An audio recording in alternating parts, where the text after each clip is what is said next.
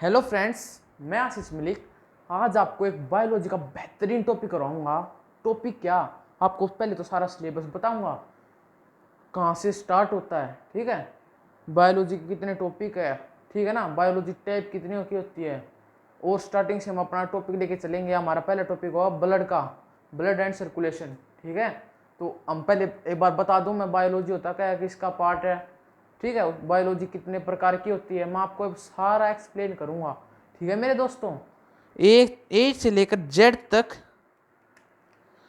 ए से लेकर जेड तक मैं आपको सारा एक्सप्लेन करूंगा, ओके। पहले हम पढ़े साइंस। बायोलॉजी किसका पार्ट है, साइंस का। बायोलॉजी साइंस का पार्ट है ना, सबको पता होगा, सबको पता होगा बायोलॉजी साइंस का पार्ट है। तो इसमें हम क्या करते हैं, बायोलॉजी को हम इसको दो दो पार्ट्स में पार्ट देते हैं।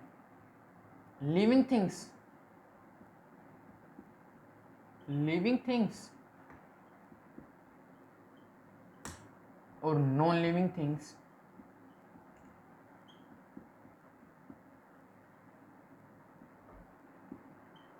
इसको मैंने दो पार्ट्स में पार्ट दिया, लिविंग थिंग्स और non living things.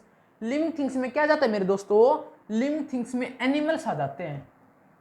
Living things में आ जाते हैं, यहाँ पे चल मैं यहाँ पे लिख देता हूँ नीचे, यहाँ पे स्पेस नहीं बढ़ेगा, यहाँ पे लिख दिया मैंने। इसमें बट गया, लिविंग थिंग्स में बट गया, ठीक है।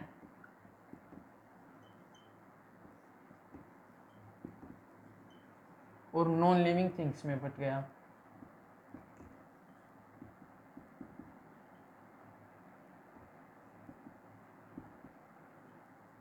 नॉन लिविंग थिंग्स में बट गया। लिविंग थिंग्स में क्या क्या आ जाते हैं, एनिमल्स आ जाते हैं।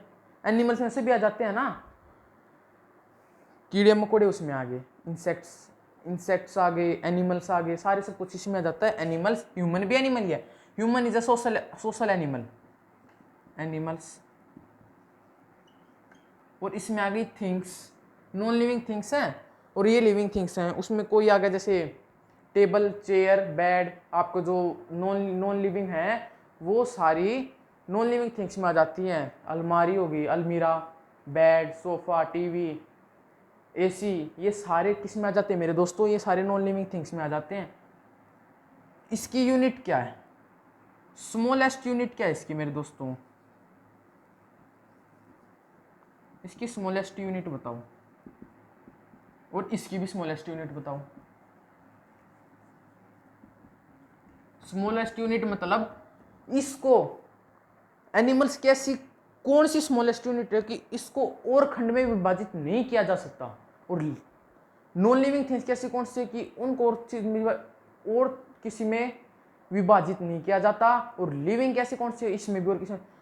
आप पढ़ते होगे सेल चैप्टर में, cell is a functional and structural unit of our body. Our body मतलब हमारे शरीर की, सारे प्लांट्स की, एनिमल्स की, इंसेक्ट, प्लांट्स की सॉरी, एनिमल्स की, इंसेक्ट्स की, ठीक है ना। प्लांट्स मान लो, उसमें भी सेल लिया जाता है। लिविंग थिंग्स तो है प्लांट्स, सबको पता होगा। यहाँ पर आ गया सेल, कोशिका। हिंदी हिंदी वाले लिख लेना, सेल होता है कोशिका, ठीक है ना। और यहाँ पे आ जाता है एटम, क्या, एटम। यहाँ पे आ गई मेरे दोस्तों एटम। ये आपने पढ़ लिया ना, साइंस में, बायोलॉजी में लिविंग थिंग्स में बट गया और नॉन लिविंग थिंग्स में बट गया। इसमें आ गया एनिमल्स, और इसमें ये table, chair, example, etcetera etcetera, ठीक है। इसकी स्मॉलेस्ट यूनिट होगी सेल, और इसकी स्मॉलेस्ट यूनिट होगी एटम। ये आपने नोट कर लिया होगा मेरे दोस्तों। और अब हम पढ़ेंगे बायोलॉजी है ना, बायोलॉजी को हम दो पार्ट्स में बांट देते हैं। बायोलॉजी को हम दो पार्ट्स में बांट देते हैं, किस किस में, इसको हम बांट देते हैं मेरे दोस्तों, बोटनी, बोटनी में और जूलॉजी में। जूलॉजी में किस किस में, बोटनी में और जूलॉजी में। बोटनी में तो हम पढ़ेंगे नॉन लिविंग के बारे में, इसमें तो पढ़ेंगे हम नॉन के बारे में, नॉन लिविंग के बारे में, और इसमें पढ़ेंगे हम लिविंग के बारे में। ये आपको दिख रहा होगा, हाँ दिख रहा है, चलने दो, आपको समझ में आ गया ना। बोटनी को हम बांट देंगे नॉन लिविंग में, प्लांट्स में, सॉरी प्लांट्स में बॉटनी को हम पार्ट देंगे, प्लांट्स के बारे में पढ़ेंगे यहाँ पे, बॉटनी को पार्ट देंगे हम प्लांट्स में, और लिविंग इसमें जूलॉजी में पार्ट देंगे हमें एनिमल्स में।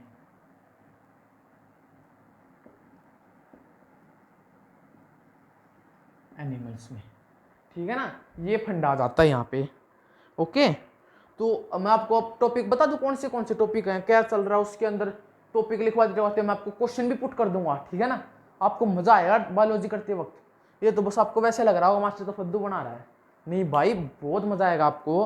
पहले तो मैं आपको सारे टॉपिक लिखवाऊंगा, दूसरा टॉपिक लिखवाऊंगा, उसमें से जो इंपॉर्टेंट क्वेश्चन है वो बताऊंगा, ठीक है। तो ये आपने लिख लिया होगा, तो मैं इसको इरेज कर दूं।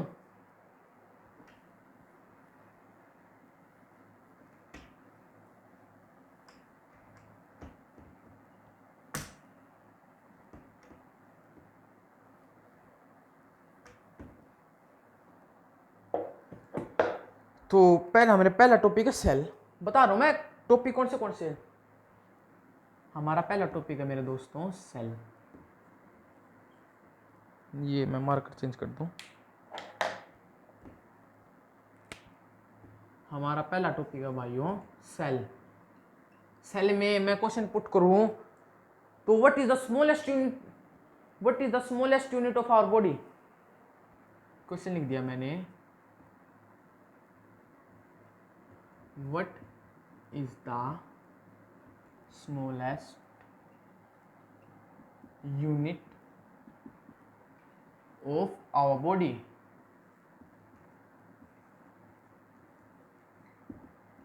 बताओ इसका आंसर बताओ जल्दी से। मैंने क्वेश्चन पूछ दिया what is the smallest unit of our body. आप सभी को पता होगा, मेरे को विश्वास है कि आप सबको पता होगा, आप इतने इंटेलिजेंट तो हो, ठीक है। किसी को नहीं पता होगा ना तो मैं हूं भाई, मैं बता दूंगा आपको, ठीक है ना। हमारी कौन सी है सेल। सेल है मेरे दोस्तों, हमारी बॉडी की सबसे स्मॉलेस्ट यूनिट है सेल। और आपको पता है what is the powerhouse of the cell. Powerhouse of the cell क्या है, कौन सा है। Powerhouse of the cell को हम क्या कहते हैं, क्या नाम है उसका,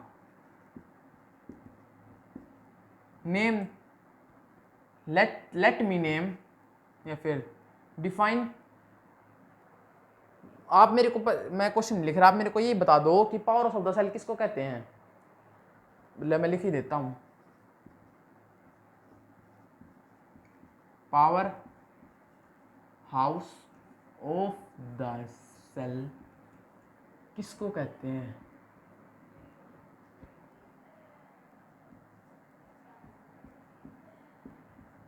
इसको कहते हैं,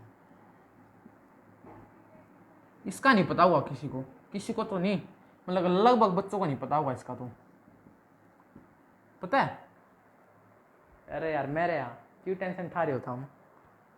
माइटोकॉन्ड्रिया, क्या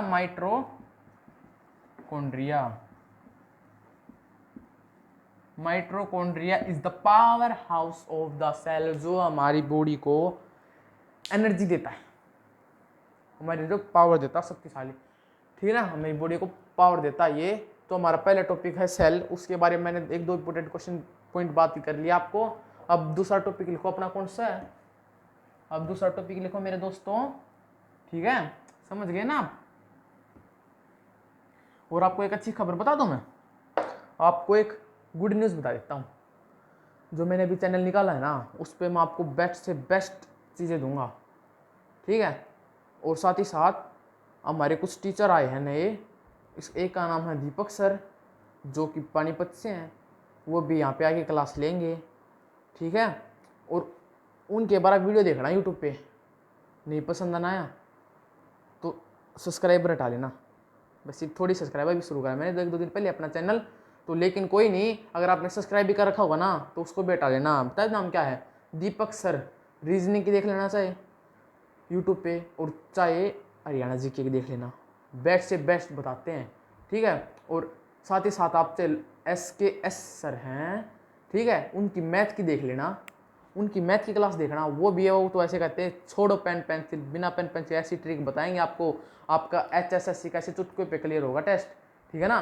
और साथ ही साथ लोकेश सर हिंदी के, वो तो भाई हिंदी गुरु हैं, उनकी तो ओड़ी नहीं होती, बहुत अच्छी हिंदी पढ़ाते हैं, कभी बुक नहीं उठाते वो, ठीक है ना। तो आज का हम अपना दूसरा टॉपिक शुरू करते हैं। सॉरी, दूसरे टॉपिक का नाम बताता हूं मैं, ब्लड एंड सर्कुलेशन। हमारे दूसरे टॉपिक का नाम है topic 2, blood and circulation. Blood and circulation, ये हमारे दूसरे टॉपिक का नाम है, ठीक है मेरे दोस्तों। ये हमारे दूसरे टॉपिक का नाम है ब्लड एंड सर्कुलेशन। इसमें मैं आपको बताऊं एक इंपॉर्टेंट क्वेश्चन, तो मैं क्या बताऊं, हमारे खून का रंग लाल होता क्यों है, किसके कारण होता है? क्वेश्चन लिखूं, हमारे ब्लड का रंग लाल क्यों होता है? क्यों होता है, आप मेरे को बताओ।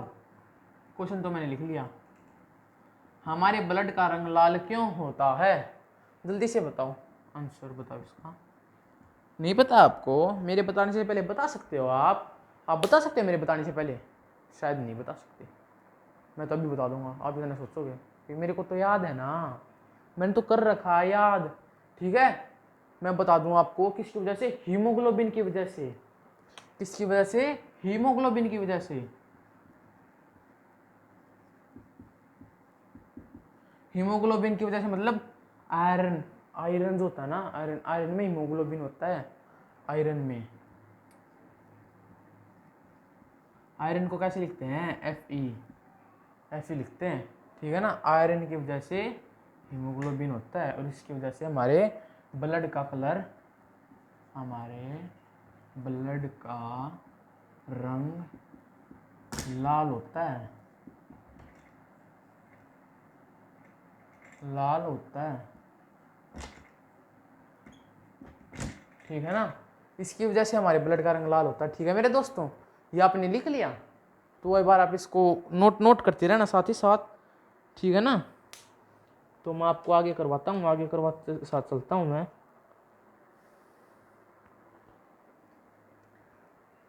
तो ये आपने लिख लिया होगा, तो मैं अपना तीसरा टॉपिक का नाम लिख देता हूँ।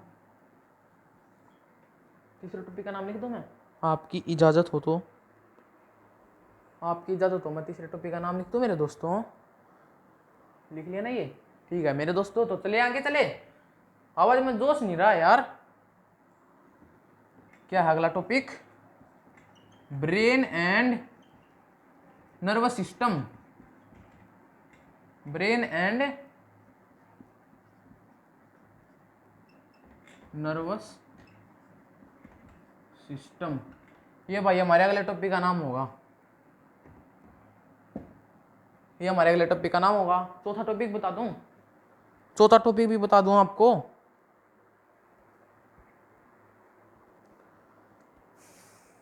चौथा टॉपिक लिख लो, चौथा टॉपिक होगा, कौन सा बताऊं?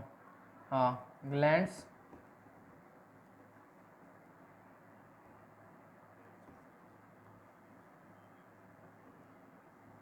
Glands and hormones.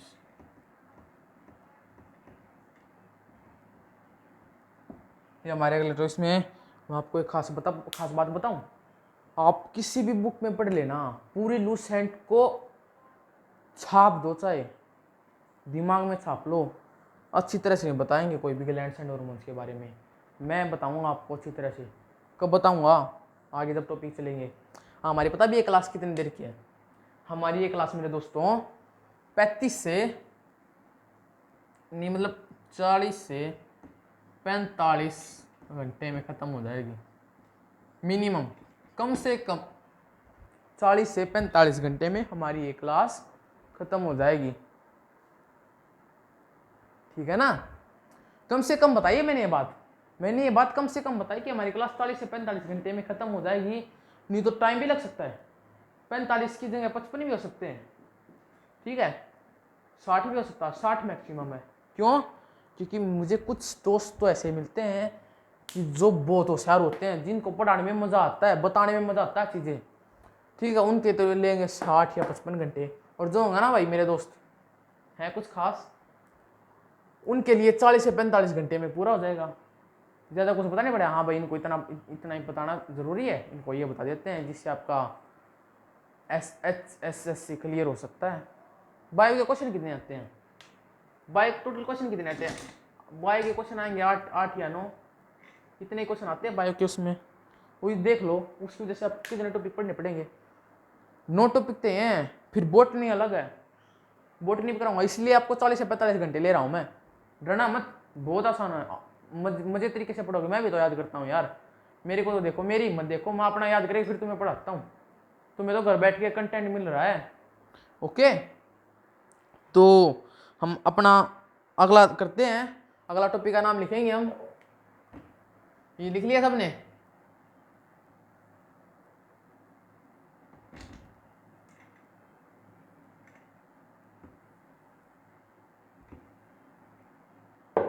हमारे अगले का टॉपिक नाम है, कौन सा था? पांचवा होगा, पांचवा ही होगा। पहला सेल हो गया, हाँ पांचवा ही है, पांचवा ही है। डिसीज, डिसीज में हम क्या पढ़ेंगे? डिसीज में मैं एक क्वेश्चन बता देता हूँ। एड्स, एड्स जो डिसीज है,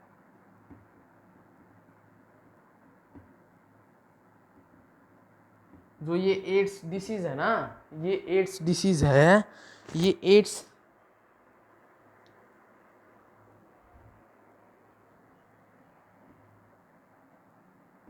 जो ये एड्स डिसीज है ना, इसकी फुल फॉर्म बता दो मेरे को,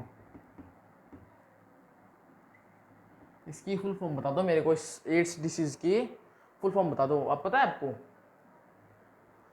आप किसी को पता है एड्स डिसीज की फुल फॉर्म? मेरा है यार, मैं बताऊंगा आपको, ठीक है ना?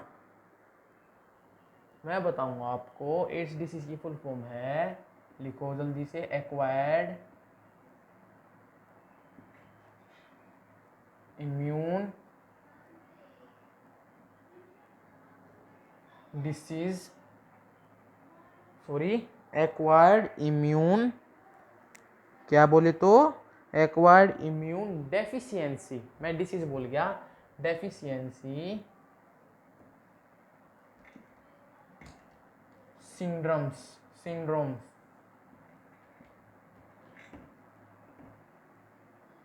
ये होगी भाई एड्स की फुल फॉर्म, ठीक है ना? ये एड्स की फुल फॉर्म होगी ना। ये किसको मतलब डैमेज करती है? हमारी कौन सी सेल को करती है, मतलब कौन सी क्या करती है, ये किसको डैमेज करती है? ये बता भी, WBC को डैमेज करती है। ये जो है ना, ये डैमेज करती है WBC को।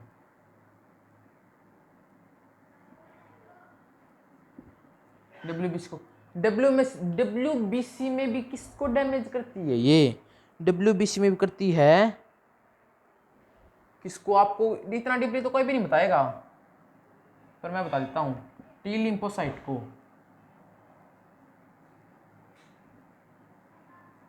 टी लिम्फोसाइट को ये डैमेज करती है इसमें, ठीक है? मैं बता रहा हूँ, वैसे मोटा मोटा बता रहा हूँ। AIDS, acquired immune deficiency syndrome, इसमें हम बहुत चीज़ें पढ़ेंगे, सारी चीज़ें पढ़ेंगे। जो आपने पीलिया पढ़ा ना, पीलिया, ये किसकी उससे होता है, किसको डैमेज करता है? हमारे कौन से ऑर्गन को डैमेज करता है? ये हमारे ऑर्गन को करता है, लीवर को। जो पीलिया है ना, वो हमारे लीवर को डैमेज करता है, ठीक है? ये मैं बता दूंगा आपको बाद में। ओके, तो मैं ये पांचवा टॉपिक लिख लिया आपने, टॉपिक का नाम लिख लिया, थोड़ा इंपॉर्टेंट लिखते जाना, साथ ही साथ जरूरी हो जाएगा, ठीक है मेरे दोस्तों? तो आगे चलें हम अपने छठे पे।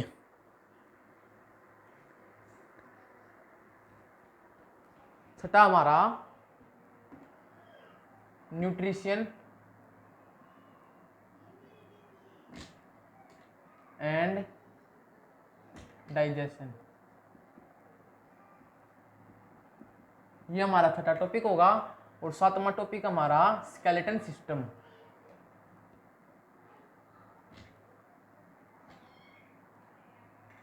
ना स्केलेटन सिस्टम नहीं, सातवां टॉपिक हम स्केलेटन सिस्टम नहीं लेंगे।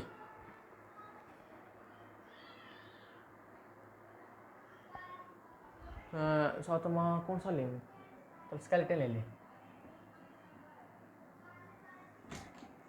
स्केलेटन सिस्टम, कंकाल तंत्र।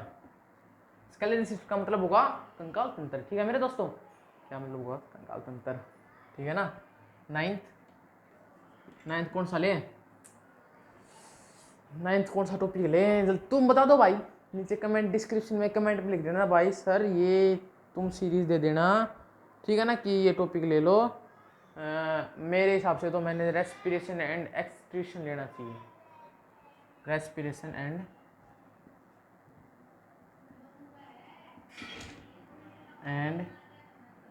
Excretion,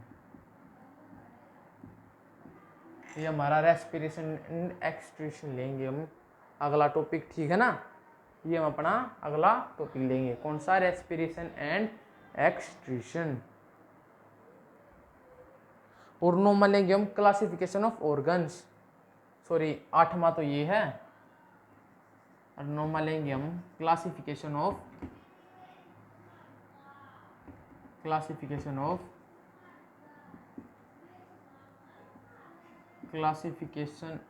organs. और 10वां हम पढ़ेंगे अपना बोटनी पढ़ेंगे 10वें में, ठीक है ना। ये नोट कर लो भाई मेरे भाइयों, जल्दी से फटाफट नोट कर लो, फटाफट सटासट।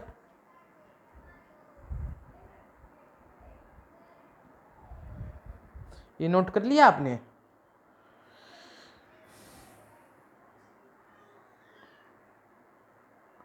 तुम पहले कौन सा टॉपिक उठाए अपना, ब्लड उठा लें, ब्लड उठाने अपना, आपका खून उठा लें हम, आपका खून उठा लें हम, अब ब्लड टॉपिक उठा लेते हैं, ठीक है।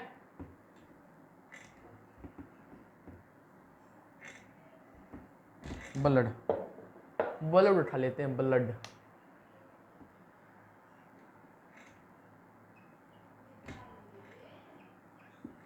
हम ब्लड उठा लेते हैं, ब्लड उठाएंगे।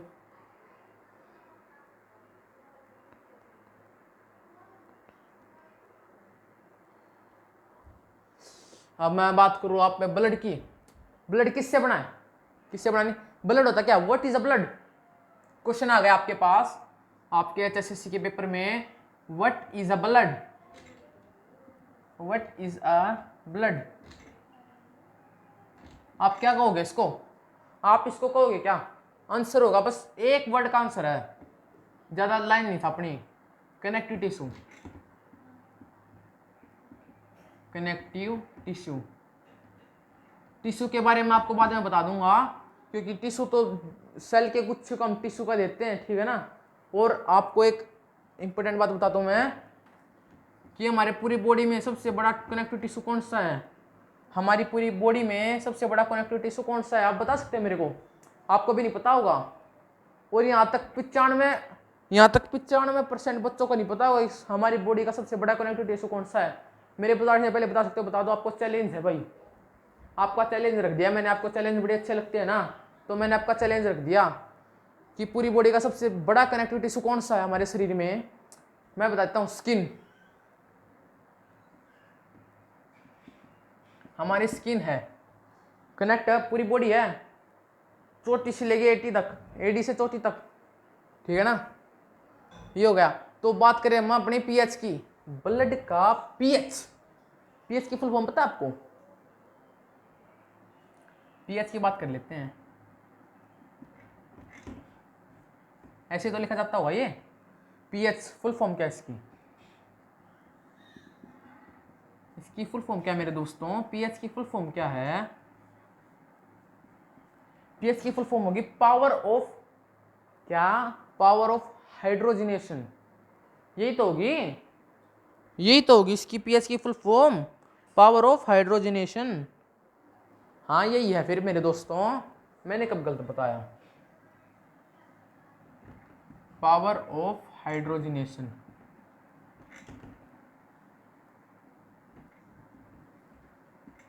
Power of hydrogenation is the full form of pH.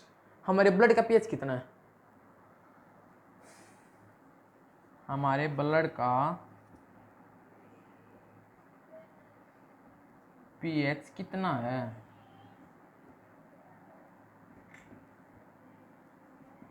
आपको पता है?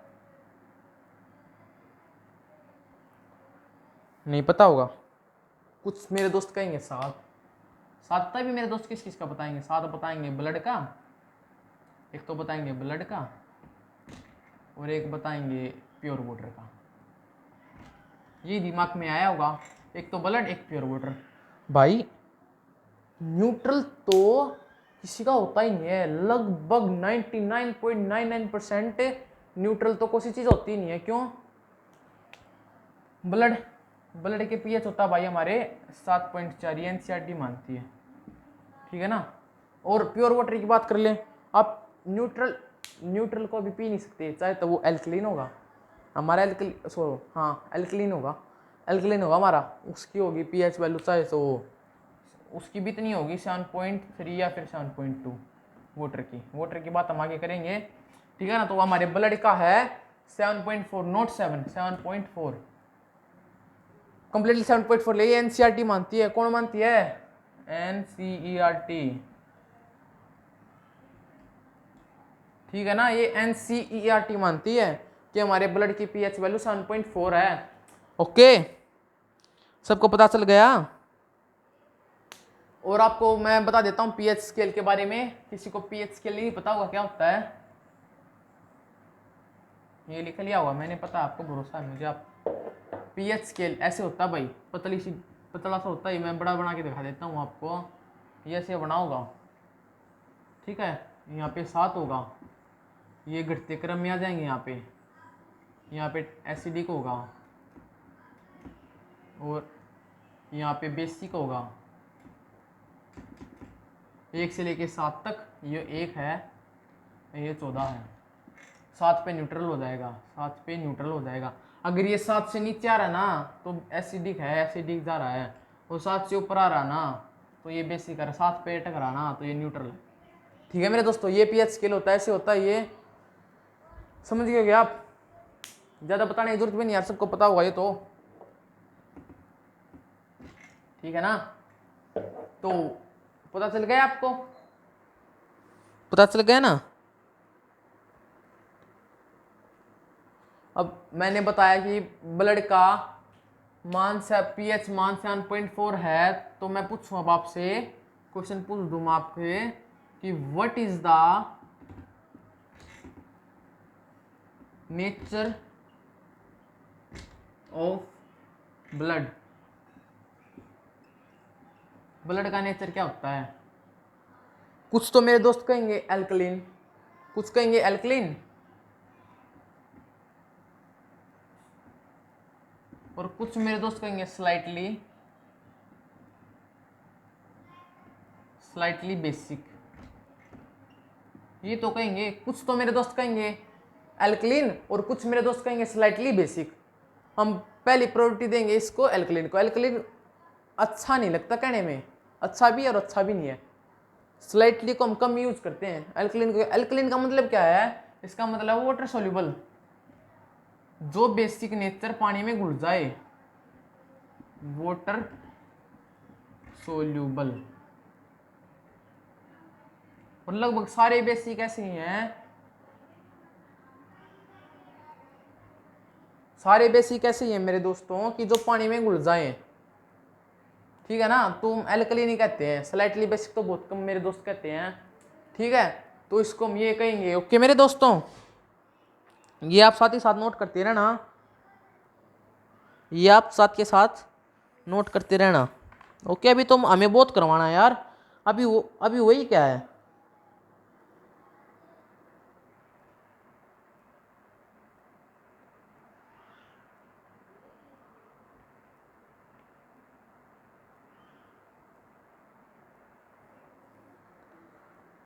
और मैंने बता दिया, तो मैं पूछूं आपसे, एक नॉर्मल बॉडी में क्वेश्चन मैं लिख देता हूं पॉइंट कि एक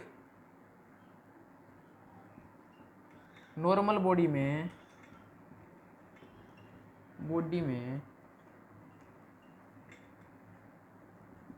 ब्लड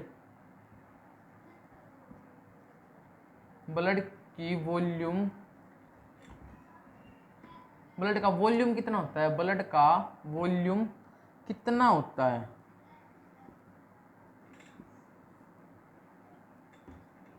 पता है आपको? वॉल्यूम तो हमेशा लीटर में ही आएगा, कितना होता है, जल्दी बता दो। जल्दी बता दो मेरे दोस्तों, एक नॉर्मल बॉडी में कितना होता है, कितने लीटर वॉल्यूम होता है ब्लड का, कितने लीटर होता है, 5 से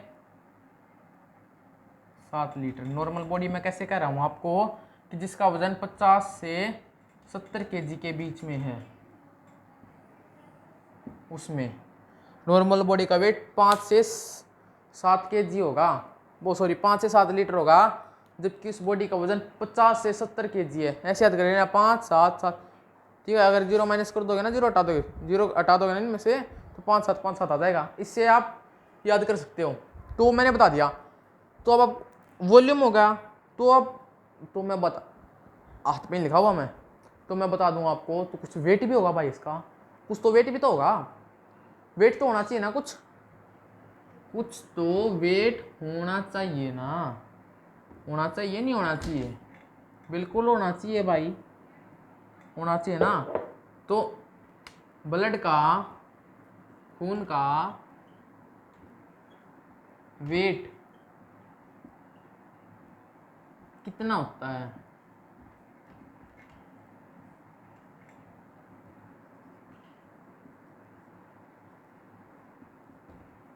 ब्लड का वेट कितना होता है, ये भी नहीं पता होगा, ये भी नहीं पता होगा आपको, ये मैं सबसे कह रहा हूँ, ये आपको बिल्कुल नहीं पता होगा। बता दूं, पूरी बॉडी का 7%, पूरी बॉडी का 7% खून का वेट होगा, ठीक है ना। पूरी बॉडी का 7% खून का वेट होगा। अगर आप 50 किलो के हो ना, और अगर आप 60 किलो के हो, अगर आप 50 किलो के हो, कैलकुलेट करके बताना, मैं आपसे शॉर्ट कैलकुलेट कर दूंगा। अगर आप 50 किलो के तो कितना हो जाएगा, 3.5। अगर आप 50 किलो, उसमें 3.5 किलो आपका ब्लड होगा। अगर आप 60 किलो के हो, तो कितना होगा, 4.2 के आसपास होगा। हाँ, 4.2 के आसपास ही होगा। ये मैंने कैलकुलेशन पता नहीं किसे सीखी, दीपक सर से सीखी थी। उन्होंने यूट्यूब पे एक क्लास डाली थी कैलकुलेशन की, उससे फिर मैंने प्रैक्टिस की, मेरे दोस्तों, ठीक है ना। ये नोट कर लो एक बार आप। अगर आप 50 किलो तो आपका वेट 3.5 kg होगा। अगर आप 60 किलो के हो तो आपका वेट 4.2 kg होगा। ओके, ये आपको पता चल गया होगा, ठीक है। तो अब हम बात आई ब्लड की। ब्लड को हम 2 भागों में बांट देते हैं। किसमें? ब्लड को 2 भागों में बांट देते हैं, प्लाज्मा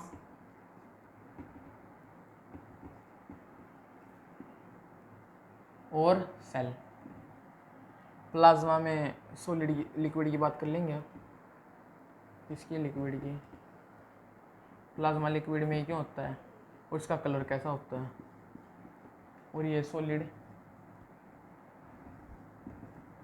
और कलर, ठीक है। मैंने सेल का तो बताया था, हमारे सेल का कलर कैसा होता है, रेड। क्यों? हीमोग्लोबिन की वजह से।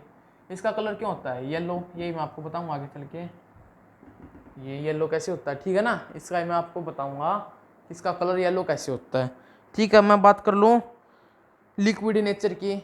इसका लिक्विड नेचर क्यों होता है प्लाज्मा का, और इसका सॉलिड नेचर क्यों होता है।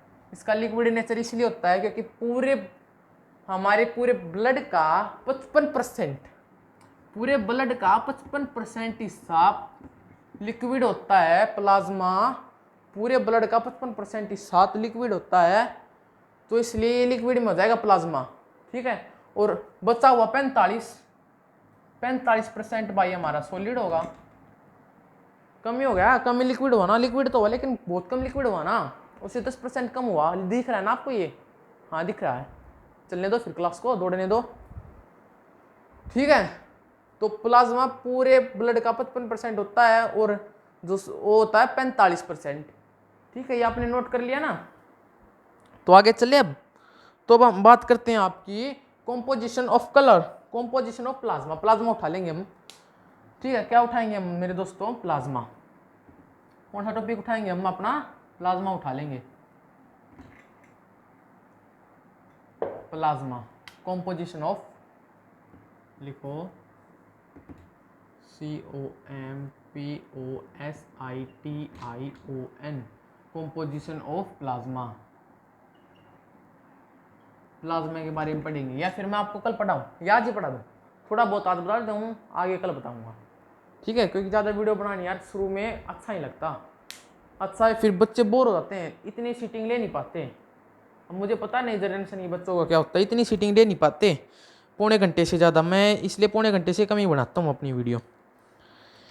ठीक है ना। मैंने पहली वीडियो तो बनाई पूरी धूम धड़ाके से, फिर मैं सोचा कि यार बच्चे अच्छी तरह वो नहीं कर पाते।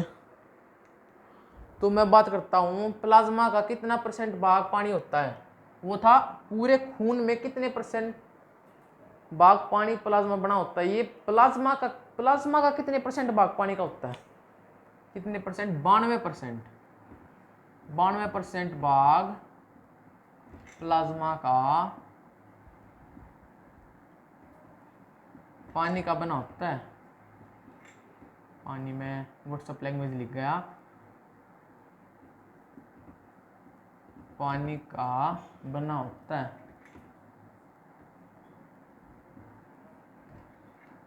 ठीक है ना।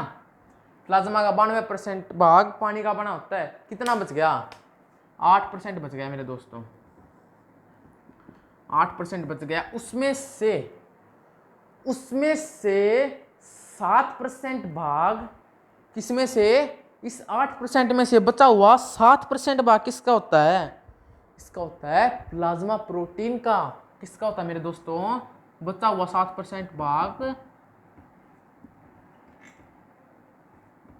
प्लाज्मा प्रोटीन का। प्लाज्मा प्रोटीन का होता है बचा हुआ 7% भाग। ठीक है ना। तो इसमें क्या हुआ? इसमें प्लाज्मा प्रोटीन में 3 भाग बट गए जो हमारे किसको कोटिंग ऑफ ब्लड में हेल्प करते हैं। कौन से भाई? आपको एक दुख खबरी बता दूं मैं कि ये सारे नाम इंग्लिश में ही है, हिंदी में नहीं है। तो आपको इंग्लिश में याद करने भाई, इसका हिंदी में है ही नहीं। तो ठीक है ना, मैं आपको ये नाम लिखवा देता हूँ मैं। ओके, आपको लिखवा दूँ मैं ये नाम, आपको मैं ये नाम लिखवा देता हूँ मेरे दोस्तों। पहला नाम क्या है? अरे यार दिमाग से निकल गया। एल्यूबिन, मैं स्पेलिंग याद है मेरे को। ये भाई एल्यूबिमिन जो भी है, मैंने आपको स्पेलिंग दी। स्पेलिंग बिल्कुल करेक्ट है, स्पेलिंग में कोई गलती नहीं होगी। मुझे बस थोड़ी मेरी प्रोनाउंसिएशन गलत है, लेकिन मैं बोल सकता हूँ। ठीक है। तो अगला भाई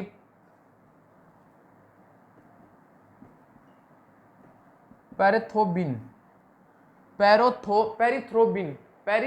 हो गया अगला, और अगला है फिब्रोजिन। ये होगा भाई अगला। ये 3 थे। कौन से थे ये? पेरिथ्रोबिन, फिब्रोबिन और एल्यूबिन। ठीक है ना। ये थे, ये आपने लिख लिया ना। ये पता भी क्या करते हैं?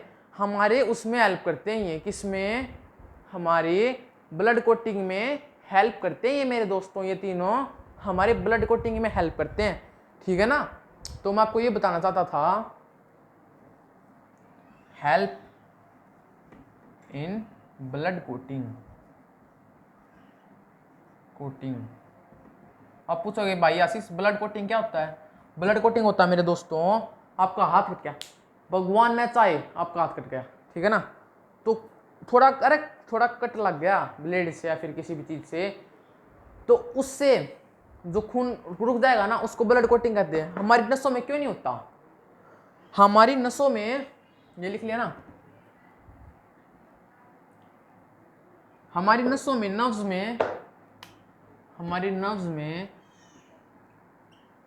में ब्लड नहीं रुकता। क्यों नहीं रुकता? उसमें एक अलग से एक सेल होता है एंटीबायोटिक ब्लड कोटिंग सेल होता है। कौन सा? एंटीबायोटिक तो मत लिखो, एंटी ब्लड कोटिंग सेल पाया जाता है। आप उसका मेरे को नाम बता सकते हो उस सेल का? बिना नेट पे सर्च करें, बिना नेट पे सर्च करें, मेरा चैलेंज आपको, क्या उसका आप नाम बता सकते हो? जो नस में खून नहीं रुकता, अगर एक बार नस कट गई ना तो कट गई मेरे दोस्तों, फिर खून नहीं रुकेगा उसमें, ठीक है ना? उसका नाम क्या होता है?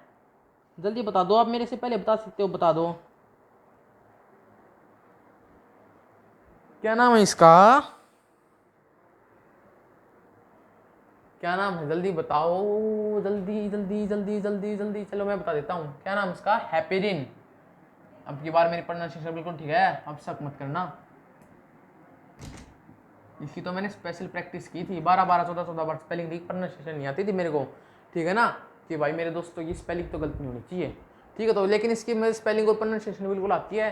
हेपेरिन एक एंटी ब्लड कोटिंग सेल है, जो जब तक ये नसों में रहेगा ना, तब तक अगर हमारी नस कट गई ना तो खून चले गया। ऐसे कहते नहीं, चोट लगने पर नस में स्क्रैच स्क्रूच आ जाए, कोई भी जो भी हो, भगवान ना चाहे, तो खून ज़्यादा बह गया, ब्लड क्लॉटिंग नहीं हो पाती, क्योंकि नसों में नस कट जाती है वहाँ पे। तो आप अगर आप नस काट लो अपनी, तो खून एक ज़्यादा बहेगा, क्योंकि उसमें एंटी ब्लड कोटिंग सेल है, वो आपकी ब्लड कोटिंग नहीं होने देगा, खून को नहीं रुकने देगा, खून का थक्का नहीं होने देगा वहाँ पे, ठीक है ना? तो मैं आपको ये बताना चाहता था बस। तो मैं आपकी क्लास को यहीं पे समाप्त कर दूँ आप चाहे तो? ठीक होगी यार, होगी पौने घंटे की, तो मैं आपकी क्लास को अभी यहाँ पे समाप्त कर देता हूँ। और आपको एक खुशखबरी बता दो मेरे दोस्तों, मैंने अच्छे अच्छे टीचर लगाए हैं, आप ना मानो, मैंने बहुत अच्छे अच्छे टीचर लगाए हैं। आप एक बार वीडियो चेक करना, लोकेश सर की करना, SK सर की करना, दीपक सर की करना। मैं अपनी तरफ से आपको 101% दे रहा हूँ, जितना मेरे पे हो सकता है, ठीक है ना? तो मेरे दोस्तों, आज की क्लास हम यहीं पर समाप्त करते हैं। तो धन्यवाद मेरे दोस्तों। अगर आप हो तो हम हैं, और हम हैं तो आप नहीं हो, आप हो तो हम हैं, ठीक है ना? आप मेरा भला करता रहिए, आप मेरा भला करते रहिए, मैं आपका भला करता रहूँगा, ठीक है ना मेरे दोस्तों? तो चलिए आज की वीडियो को हम यहीं पे समाप्त करते हैं। तो कृपया मेरी वीडियो को लाइक, शेयर और सब्सक्राइब जरूर करना। Okay, tata, bye bye, Ram Ram मेरे दोस्तों। Best of luck for your studies. धन्यवाद।